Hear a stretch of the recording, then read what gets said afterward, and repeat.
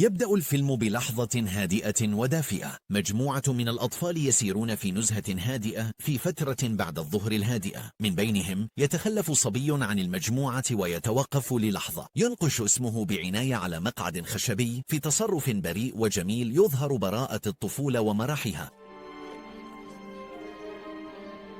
اسم هذا الصبي هو ليونارد لو، لكن فجأة يحدث شيء غريب ومخيف. تبدأ يده بالارتجاف بشكل لا يمكن السيطرة عليه. هذه هي اللحظة التي يلتقط فيها تهديد الطفولة بصمت. يجد نفسه غير قادر على الحفاظ على ثبات حركته. وفي الأيام التالية يواصل ليونارد مواجهة مشاكل خطيرة في التحكم بجسده، غالبا ما لا تطيع يده أوامره. ومع ذلك يحاول أن يعيش حياة طبيعية. يذهب إلى المدرسة كالمعتاد، ومن الواضح أنه طالب ذكي يحقق أداء ممتازا في دراسته. في أحد الأيام بعد انتهاء الحصة تراجع معلمته دفاتره، فتلاحظ شيئا غير معتاد. خط يده قد تغير كثيرا وأصبح أسوأ. حتى اللغة التي كانت تجري بسلاسة بين أصابعه أصبحت الآن غريبة عليه. مع مرور الوقت يصبح من الصعب أكثر فأكثر على ليونارد أن يحرك يده كما يريد. أصبح خط يده الآن صعب القراءة، ويكافح ليوجه قلمه عبر الورقة. العالم في داخله لا يزال واضحا، لكن الجسر الذي يوصله بالتعبير ينهار. في صباح اليوم التالي يأتي أصدقاؤه ليصطحبوه إلى المدرسة، لكن والدته تستقبلهم عند الباب وتخبرهم أنه مريض جدا، وتشرح لهم أنه لن يذهب إلى المدرسة لفترة من الوقت لأن صحته قد تدهورت. أحيانا تكون أصعب لحظات الوداع هي تلك التي لا نستطيع قولها. ثم تقفز القصة إلى سنوات عديدة لاحقة، إلى عام 1969. في منطقة البرونكس نتعرف على طبيب هادئ وطيب القلب يدعى مالكوم ساير. يتقدم لوظيفة كطبيب أعصاب في مستشفى يهتم بالمرضى الذين يعانون من حالات دماغية وعصبية شديدة وطويلة الأمد. داخل غرفة المقابلة يبدو أن الأطباء الذين يجرون المقابلة غير متأكدين من قدرة الدكتور ساير على التعامل مع الوظيفة. يسألون عن خبرته مع هذا النوع من المرضى، لكن الخبرة ليست دائما مثل رؤية ما يرفض الآخرون رؤيته. معهد كارمل حدثني عن ذلك. هل كان هناك أي تعامل مع المرضى هناك؟ كنت الوحيد آمن بذلك، والجميع قال لا يمكن تحقيقه. ومع ذلك بما أن المستشفى بحاجة ماسة للمساعدة قرروا توظيفه. يبدو أنه يتعلم من خلال التجربة والخطأ ويجرب حتى ينجح في شيء ما. في يومه الأول قامت ممرضة بجولة تعريفية له في المستشفى، تسأله إذا كان قد عمل في مكان كهذا من قبل، ويجيب بصدق لا. أثناء تجولهما في الممرات يتضح أن الدكتور ساير غير معتاد على التواجد بين مرضى بحالات خطيرة كهذه. بعض المرضى يصرخون فجأة دون إنذار، بينما يتصرف آخرون بقسوة أو بشكل غير متوقع. ولدت عام 1911 في كينغز بريدج نيويورك. 1950. وفي تلك بعد الظهر شعر الدكتور ساير بالإرهاق بسبب العدد الكبير من المرضى الذين لا يستطيعون الحركة أو يظهرون وعيا ذهنيا ضئيلا أو معدوما. الجو مشحون عاطفيا، ويبدأ بالشعور بالتعب وعدم اليقين إذا كان قادرا على تحمل هذا العمل. وبحاجة إلى استراحة يفتح نافذة ويأخذ نفسا عميقا. حتى الهواء يبدو ثقيلا عندما تحمل أعباء غير مرئية. الأمر أسهل. تلاحظ ممرضة طيبة تدعى إليانور مدى انزعاجه. تقدم له بعض الكلمات المريحة وتخبره أن الأمور ستتحسن مع الوقت. في تلك الليلة عاد الدكتور ساير إلى منزله. من الواضح أن عمله هو كل حياته. ليس لديه زوجة أو أطفال، ويقضي أمسيته في قراءة الكتب عن النباتات والأدوية الطبيعية. رجل يعالج العقول، لكنه لم يختبر بعد دفء وجود شخص آخر. في اليوم التالي يبدأ الدكتور ساير العمل مع مريضة محددة تدعى لوسي. هي امرأة مسنة تبدو غير مستجيبة تماما، لا تتحرك ولا تتكلم ولا تظهر أي رد فعل تجاه أي شيء من حولها. لكن السكون ليس دائما فراغا، أحيانا ينتظر أن يسمع. هل يمكنك سماعي؟ في البداية يفترض الدكتور ساير أن لوسي تعاني من خرف شديد وأن حالتها لا يمكن تحسينها، لكن بعد ذلك يحدث شيء مفاجئ. بينما كانت نظارته على وشك السقوط من وجهه، مدت لوسي يدها بسرعة وأمسكت بها قبل أن تلامس الأرض. هذه اللحظة تتغير دكتور.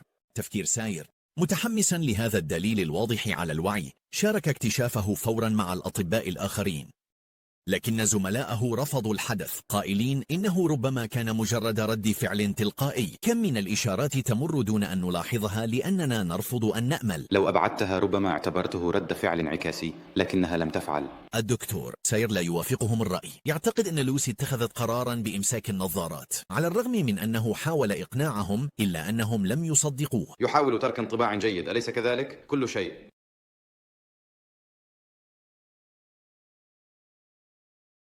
وبينما يشعر بالإحباط ويفكر في الاستقالة، تخبره إليانور الممرضة التي دعمته سابقا بأنها تثق في حكمه. في عالم مليء بالشكوك يصبح الإيمان الدواء الأندر.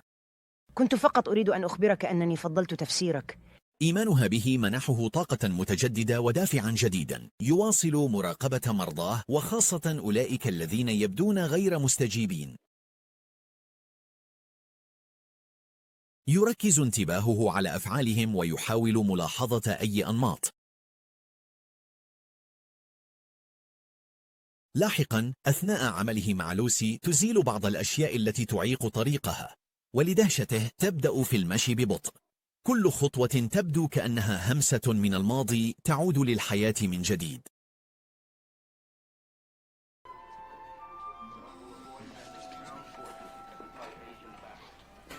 لكنها تتوقف عن المشي فجأة. الدكتور ساير لا يستطيع معرفة السبب. بعد ذلك يوجه انتباهه إلى مريض آخر، ليونارد لو. ندرك أن هذا الرجل هو نفس ليونارد الذي ظهر في بداية القصة، لكنه الآن بالغ متجمد في حالة من السكون التام.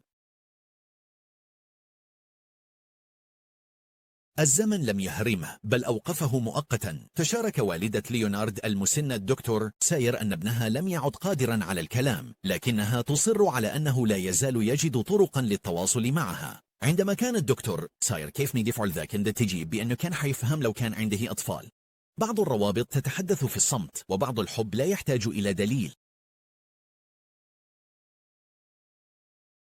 هذا الرد يجعل الدكتور ساير أكثر فضولا. في تلك الليلة يبقى هو وإلينور في المستشفى حتى وقت متأخر يدرسان ملفات المرضى القديمة. عند المغادرة تسأل إلينور إذا كان يرغب في تناول الشاي ونزهة. الدكتور ساير يقول بخجل إنه لديه خطط بالفعل. في المنزل الدكتور ساير يعزف على البيانو بمفرده ثم يستريح. خلال قيلولته خطرت له فكرة، حل محتمل للغز حالة مريضه. في صباح اليوم التالي يعود إلى المستشفى بتركيز متجدد، يكتشف نمطا غريبا في تواريخ المرضى. العديد منهم دخلوا في هذه الحالة المتجمدة تقريبا في نفس الوقت، مما يشير إلى سبب مشترك. العدوى أضرت بالدماغ بشكل واضح. لم يعودوا قادرين على ارتداء ملابسهم بأنفسهم. في وقت لاحق من ذلك اليوم، أثناء مشاهدته فتاة تلعب الحجلة، يفهم لماذا توقفت لوسي عن المشي. كان هناك انقطاع في نمط البلاط على أرضية المستشفى. عندما تم تغطية الفجوة واكتمل النمط، مشت لوسي ووصلت إلى النافذة. المسار المكسور أبقاها ساكنة، أما المسار الكامل فقد حررها.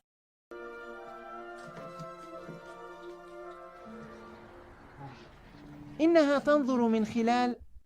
الدكتور ساير يشعر بسعادة غامرة، لكن فرحته تتلاشى عندما يرى ليونارد جالسا بصمت في الزاوية لا يزال متجمدا. في تلك الليلة يزور والدة ليونارد ويطلب إذنها لاستكشاف حالة ابنها أعمق. تخبره أن حالة ليونارد بدأت تسوء تدريجيا عندما كان طفلا، وكيف فقد قدرته على الحركة أو الكلام شيئا فشيئا. عندما كان الدكتور ساير عن أكثر شيء كان ليونارد يحبه، أجابت: القراءة.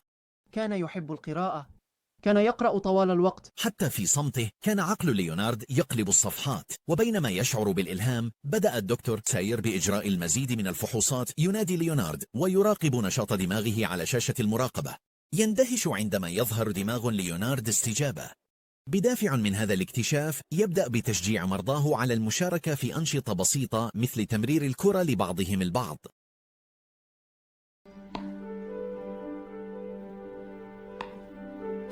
المنتصف يا كبير. هي هم نحتاج تطبيق هورا.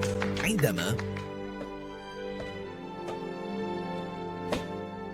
يشغل موسيقى الأوبرا في الجناح، بعض المرضى يتفاعلون. الموسيقى تصل للروح حتى عندما تعجز الكلمات. ممرضة تساعده على اكتشاف أن كل شخص يستجيب أكثر للموسيقى التي كان يحبها. أصبح المزيد من موظفي المستشفى مهتمين بما يفعله وعرضوا المساعدة. نادني إسماعيل.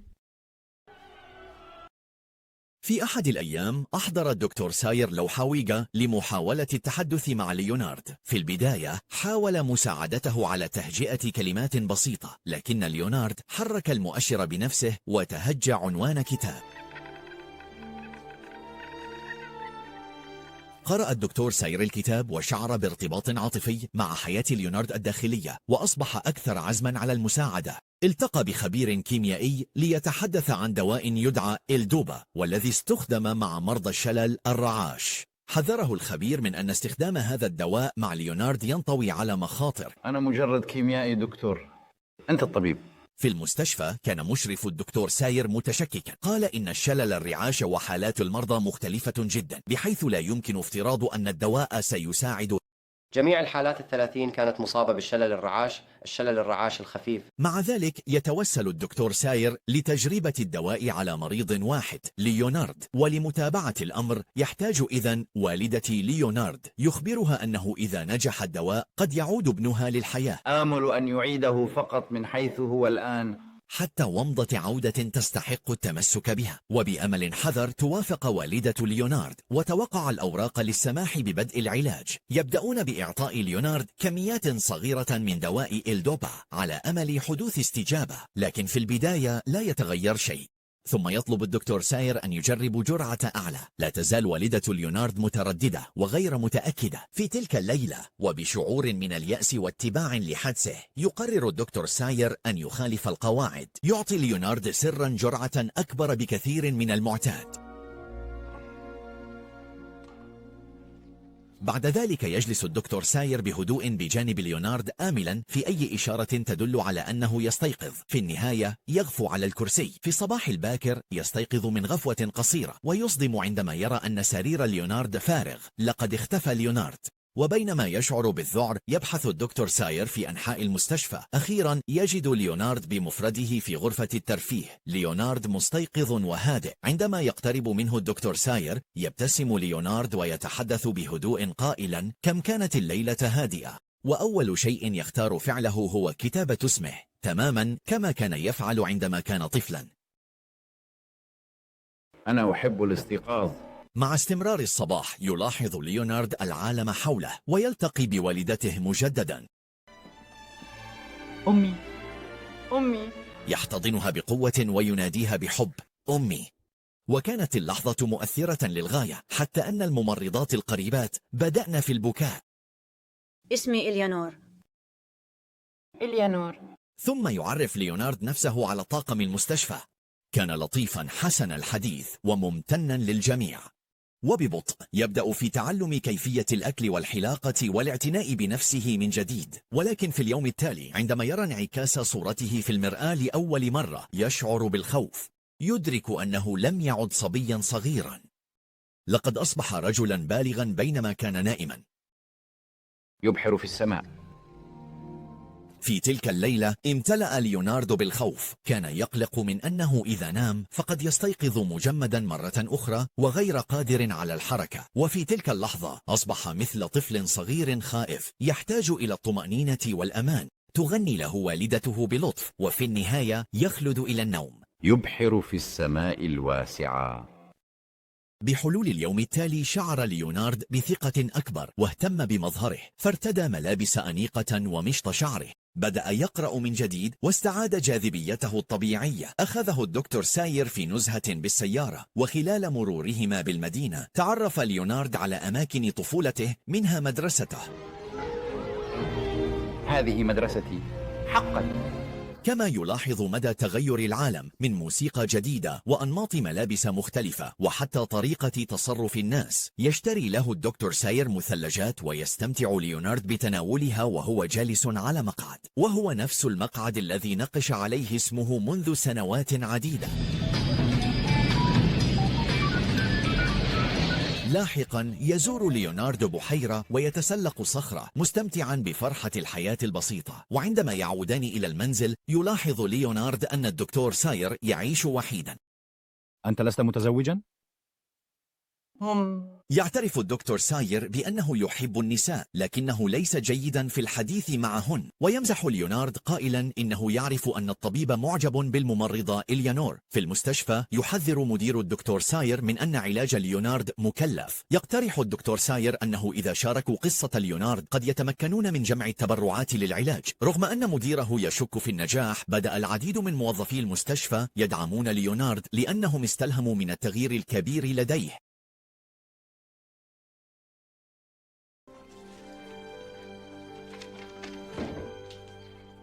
وبتشجيع من دعم الجميع ينظم الدكتور ساير حملة لجمع التبرعات، وتكللت الجهود بالنجاح. جمعوا ما يكفي من المال لتقديم علاج إيلادوبا لجميع المرضى الآخرين في الجناح. ثم حدث شيء مذهل مرة أخرى، واحدا تلو الآخر بدأ المرضى الذين لم يستجيبوا لسنوات في الاستيقاظ. أجل، صحيح بالفعل. يقفون ويمشون ويتحدثون، يبدأون في اختبار الحياة من جديد. ليونارد يراقب بصمت، تغمره السعادة بينما يحصل الآخرون على فرصة ثانية للحياة. تلك الليلة كانت مليئة بالدهشة والأمل، رغم أن الجميع يعلم أن التحديات لا تزال بانتظارهم. بحلول صباح اليوم التالي كانت الممرضات مرهقات وصعب عليهن رعاية المرضى المستيقظين معا. لقد رأيت أغرب حلم. هل أنت بخير؟ كل مريض يتفاعل بشكل مختلف مع تعافيه غير المتوقع. إحدى النساء تصر على أن كل ما مرت به كان مجرد حلم. امرأة تطلب مستحضرات التجميل وصبغة الشعر متشوقة للجمال. شخص يطلب شريحة لحم شهية. إنه متحمس لتذوق الطعام الحقيقي بعد كل تلك السنوات. المرضى سعداء لكونهم على قيد الحياة، مع ذلك كثير في حيرة وغير متأكدين من السنة الحالية. إنها سنة 26 يا غبي. تحدث لحظة مؤثرة عندما ترى امرأة حبيبها مرة أخرى. لقاؤهما مجددا مليء بالمشاعر والمفاجأة، وبعد أن رأى فرحتهم يخطط الدكتور ساير لرحلة جماعية لجميع المرضى، لكن ليونارد يرفض الانضمام. لقد أصبح مهتما جدا بفتاة جميلة رآها في المستشفى. لا ابقى بعيدا. يبدأ ليونارد في الاهتمام بمظهره بشكل خاص. يخبر الدكتور ساير أنه يفضل البقاء في المستشفى بدلا من الخروج مع المجموعة. لماذا؟ ما الأمر؟ لا أعرف، هو فقط. لاحقا يقترب من الفتاة، تسأل إن كان يتبعها. يشرح ليونارد بسرعة أنه في الواقع مريض في المستشفى. تجد صعوبة في تصديق ذلك لأنه يبدو بصحة جيدة مقارنة بالآخرين. أنت لا تبدو كمريض. بينما كان المرضى الآخرون يرقصون ويحتفلون بعودتهم إلى الحياة، كان ليونارد يقضي وقته في الحديث مع الفتاة. تخبره عن والدها الذي في غيبوبة. تزوره كثيرا رغم أنه لا يستيقظ أبدا. تؤمن أنه أحيانا يكون شبه واع. يخبرها ليونارد أنه يفهم، لقد كان مثله تماما. أتلقى دواء، بدونه أكون نوعا ما مثل والدك، لكنني بخير الآن. لاحقا تطلب إحدى المريضات من الدكتور ساير بخجل أن يرقص معها. يشعر بالتوتر وعدم اليقين لكنه يوافق. في الوقت نفسه يودع ليونارد الفتاة، يخبرها أنه حتى لو لم يستجب والدها فهو على الأرجح يعلم في أعماقه أنها تزوره وتحبه. نعم، هل أعانقك؟ وداعا. وداعا. هو يعلم، والدك هو يعلم أنك تزورينه. في هذه الأثناء تكتشف إحدى المريضات أن زوجها طلقها أثناء غيبوبتها، وكان رد فعلها مفاجئا. تقول: الحمد لله أنه فعل ذلك. الحمد لله. من ناحية أخرى هناك مريض ذكر يشعر بالحزن الشديد لأنه فقد عائلته. يقول إنه يشعر الآن بأنه أصبح عجوزا ووحيدا. الفتاة الجميلة واسمها باولا تعود لزيارة ليونارد، لكن والدة ليونارد تنزعج. تقول إن ليونارد لم يحب أحدا من قبل، فقط هي. إنه أمر سخيف بعض الشيء، كل هذه الأمور المتعلقة بالفتيات. في إحدى الليالي أيقظ ليونارد الطبيب. كان مضطربا بشدة.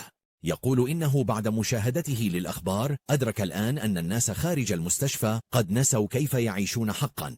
لم يعودوا يقدرون حريتهم أو الأشياء البسيطة مثل الصداقة بعد الآن. علينا أن نذكرهم، علينا أن نذكرهم كم هو أمر جيد وكم هو رائع. لقد نسي الناس ما هي الحياة ونسوا معنى أن يكون الإنسان حيا. في اليوم التالي تحدث الدكتور ساير مع زميل عن أفكار ليونارد. يتساءل الزميل إذا كان اهتمام ليونارد المفاجئ بالجمال والحياة قد يكون عرضا من أعراض الهوس، لكنه يقترح أيضا أن ليونارد ربما يتصرف هكذا لأنه وقع في الحب. بعد ذلك يطلب ليونارد عقد اجتماع جاد مع الأطباء. يريد أن يحصل على حق مغادرة المستشفى متى شاء. أن يكون لدي خيار الخروج في نزهة إذا رغبت مثل أي شخص عادي. يذكرهم بأنه لم يرتكب أي جريمة وأنه ليس خطرا على أحد. كل ما يريده أن يمشي في الخارج ويتحدث مع الناس ويستمتع بحياة طبيعية وهي بديهية للآخرين. لم أرتكب أي جريمة، أنا لست خطرا على نفسي أو على الآخرين، ومع ذلك يعده الأطباء بأنهم سيفكرون في طلبه. لكن لاحقا يعود الدكتور ساير بأخبار سيئة. تم رفض طلب ليونارد. لم يكن بإمكانهم تحمل مسؤولية ما قد يحدث لك. وما هو أسوأ أن الدكتور ساير يعتقد أن ليونارد يجب أن يبقى في المستشفى وتتم مراقبته عن كثب حفاظا على سلامته. ليونارد يغضب وينزعج جدا ويقول إنه سيغادر المستشفى بطريقته سواء سمح له الأطباء أم لا. يريد أن يتخذ قراره بنفسه قبل أن يتمكن من فعل أي شيء. يتصل الدكتور ساير بحراس الأمن عند المدخل الرئيسي ويطلب منهم منع ليونارد من الهرب. أنا خارج. المريض ممنوع تجاوز النقطة. يبدأ ليونارد في البكاء. يشعر بالتحطم وانكسار القلب لأنه لا يستطيع استعادة حريته. ترى والدته ما يحدث وتتحدث بهدوء. تقول إن ليونارد لم يكن يوما بهذا التمرد عندما كان طفلا. وأثناء حدوث ذلك يبدأ ليونارد في الحديث مع المرضى الآخرين. يحاول إقناعهم بالانضمام إليه في احتجاج ضد المستشفى. هم يخافون ذلك لأنهم يعرفون. إنهم يعرفون. نحن لسنا المشكلة، إنهم هم المشكلة. نعم. يلقي ليونارد خطابا حماسيا للمرضى الآخرين، لكن في منتصفه يبدأ شيء ما في الانحراف. يبدأ بفقدان السيطرة على حركاته. يتضح أن مرضه بدأ يعود. يرى مدير المستشفى تصرفات ليونارد ويظن أنها قد تكون علامة على مرض عقلي، لكن الدكتور ساير لا يوافقه الرأي. يقول إن ليونارد ليس مريضا عقليا، إنه ببساطة يرد فعل على خروجه من نوع من السجن ليجد نفسه محبوسا في آخر. هل هذا السبب؟ نعم، نوقظه ثم نحبسه في قفص. كم من الوقت أسمح بذلك؟ يعرف السبب، هو يريد الخروج. لاحقا يذهب الدكتور ساير لرؤية ليونارد مجددا. يراقب المرضى الآخرون ليونارد كحراس، لكن ليونارد يسمح للطبيب بالتحدث إليه على انفراد. عندما يتحدثان بشكل خاص يلاحظ الدكتور ساير أن مشاكل حركة ليونارد قد ازدادت سوءا بشكل واضح. نعم حسنا، إنهم مخطئون، إنهم مجانين. الدواء ما يعمل. لا يزال ليونارد يعتقد أنه هو المشكلة وليس المرض. يقول إنه رغم أنه مستيقظ الآن ويعيش إلا أنه لم يعش حقا. لم يفعل أبدا الأشياء التي تجعل الحياة مليئة مثل الوقوع في الحب أو الزواج. يحاول الدكتور ساير تحذير ليونارد. يقول إنه إذا استمر ليونارد في التصرف هكذا قد يقرر الأطباء الآخرون التوقف عن إعطائه الدواء، لكن ليونارد لا يتقبل هذا جيدا. بعد أن يفكر في الأمر للحظة يصبح غاضبا بشدة، وفي نوبة غضب يدفع ليونارد الدكتور ساير إلى الأرض. ابتعد عني. في تلك الليلة يبدأ ليونارد بالشعور بالذنب حيال ما فعله. بهدوء دون أن يقول شيئا يصلح نظارات الطبيب المكسورة. يشعر بالأسف لأنه جرح الشخص الوحيد الذي ربما أعاد روحه إلى الحياة حقا. في صباح اليوم التالي تسوء حالة ليونارد أكثر ويصبح ضعيفا لدرجة أنه يطلب من الطبيب مساعدته على الوقوف. يتضح الآن أن الدواء كان فعالا لفترة قصيرة فقط. على الرغم من أنهم يواصلون إعطاءه نفس الدواء، يفقد ليونارد السيطرة مجددا. يبدأ المرضى الآخرون في القلق، يخافون من أن يفقدوا هم أيضا التحسن الذي حققوه. كيف حالك؟ كيف تشعر؟ هل أنت بخير؟ ساعتين أراك. لوسي، إحدى المريضات ذات الصوت الغنائي الجميل، تعترف بهدوء بشيء حزين. تقول إنها تشعر بالفعل وكأنها لم تعد تنتمي إلى هذا الزمن، رغم أنها تحبه بشدة وتفتقده. أنا أعلم في أي عام نحن.